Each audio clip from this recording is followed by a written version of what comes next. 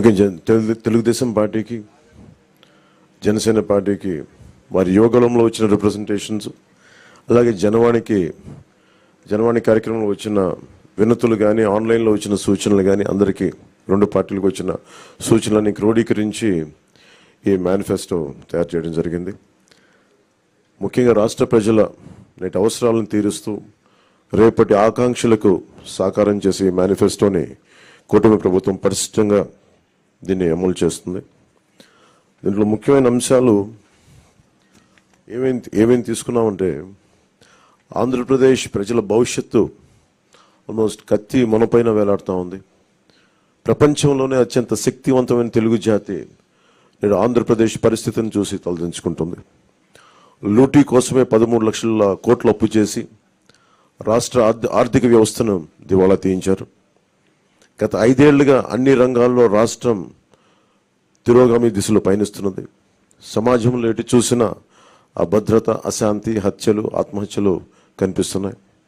ధరలు, పన్నులు, ఛార్జీలు, అప్పుల బాధుడితో ఒక్కో కుటుంబం పైన దాదాపు 8 లక్షల భారం మోపారు.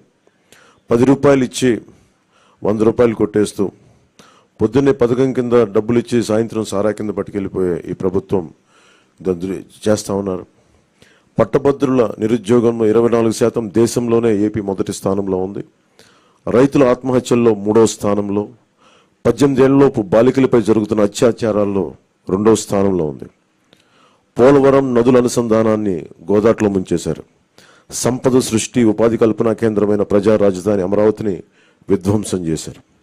SC, ST, BC, minority sub-plan నిధుల్ని 1,00,000 కోట్లు దారి మళ్లించారు. ఇక అన్నా క్యాంటీన్లు కానీ, నిరుద్యోగ భృతి కానీ, పండగ కానుకలు లాంటి 100కి పైగా తెలుగుదేశం ప్రభుత్వ సంక్షేమ కార్యక్రమాలు రద్దు చేశారు. ముఖ్యంగా గత కొద్ది రోజులుగా నేను మాట్లాడుతాను ల్యాండ్ టైటిలింగ్ యాక్ట్ పేరు మీద.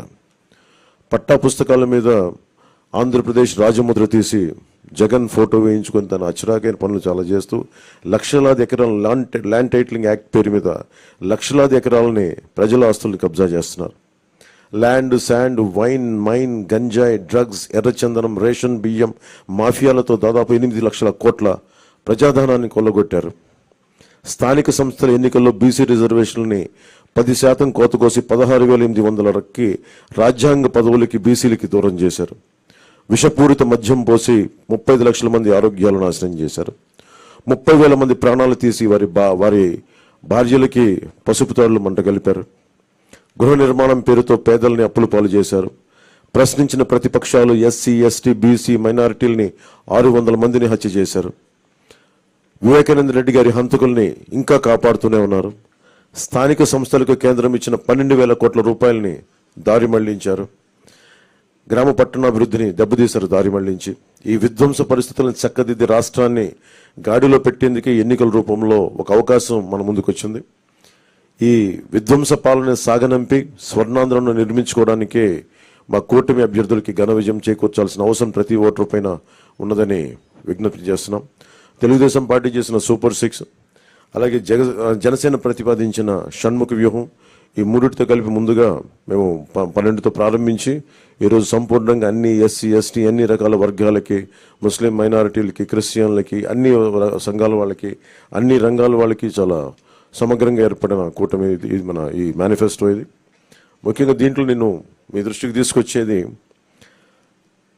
యువతకి 20 లక్షల ఉద్యోగాలు ఈ 5 సంవత్సరాల్లో, అలాగే నెలకి మనకి 3,000 రూపాయలు నిరుద్యోగ భృతి, స్కూల్కి వెళ్ళే ప్రతి విద్యార్థికి ఏడాదికి 15,000 రూపాయలు, ప్రతి రైతుకి ఏటా 20,000 ఆర్థిక సాయం, ప్రతి మహిళకి నెలకి 1,500 రూపాయలు, 19 సంవత్సరాల నుంచి 59 సంవత్సరాల వరకు, ప్రతి ఇంటికి ఏడాదికి ఉచితంగా 3 గ్యాస్ సిలిండర్లు, మహిళలకి ఉచిత బస్సు ప్రయాణం,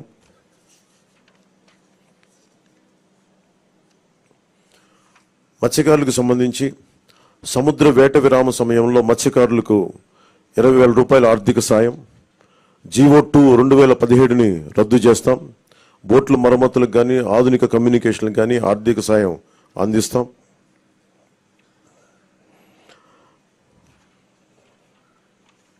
ముఖ్యంగా ఆర్యవైశ్య సంక్షేమానికి, ఆర్యవైశ్య కార్పొరేషన్కి తగు మేరకు నిధులు కేటాయింపు, చిరు వ్యాపారాలకు వడ్డీ లేని రుణాల సౌలభ్యం, స్వేచ్ఛాయుత వాతావరణంలో వ్యాపార నిర్వహణకు పటిష్ట చర్యలు, ముఖ్యంగా కన్యకా పరమేశ్వరి అమ్మవారి ఆత్మార్పణ దినోత్సవాన్ని అధికార కార్యక్రమంగా చేపడతాం.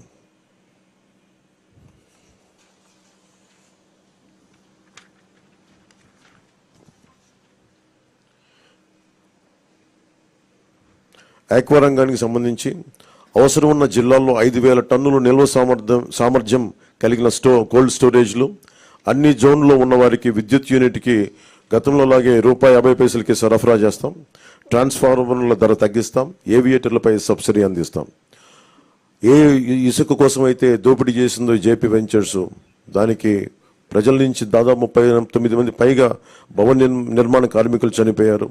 మేమందరం వారికి అండగా ఉన్నందుకు ఈ రోజున వారికి సామాన్యులకి ఇసుక అందుబాటులో ఉండే విధంగా సమగ్రమైన ఇసుక విధానం, అలాగే ముఖ్యంగా విద్యార్థులకు సంబంధించి ఎయిడెడ్ కాలేజీలు, ప్రైవేట్ పీజీ విద్యార్థులకి ఫీజు రీయింబర్స్మెంట్ పునరుద్ధరిస్తాం. కాలేజీలకి రుసుము చెల్లించే సర్టిఫికేట్లు విద్యార్థులకు చిక్కులు లేకుండా చేస్తాం.